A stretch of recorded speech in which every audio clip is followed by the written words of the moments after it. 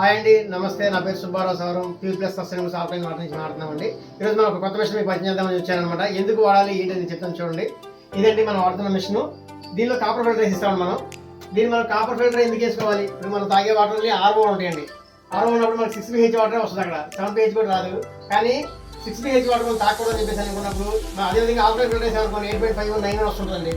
కానీ అది కాదు, మనం ఇది కాకుండా ఉన్నప్పుడు అంటే మనం మధ్యలో బాగుండాలి అనుకుంటే చిన్నపిల్లలు తాగాలన్నా మనం తాగాలన్నా ఏదైనా మెడిసిన్ తాగాలన్నా సరే కాపర్ ఫిల్టర్ అయితే బాగుంటుంది. ఎందుకు కాపర్ అంటే మన పెద్దవాళ్ళు చెప్పేవాళ్ళు ఒకప్పుడు రాగి బిందెలో నీళ్ళు తాగండి, రాగి గ్లాసులో నీళ్ళు తాగని చెప్పేసి ఆ లక్షణాలు మనం ఈ ఫిల్టర్ ద్వారా ఇస్తాం అనమాట.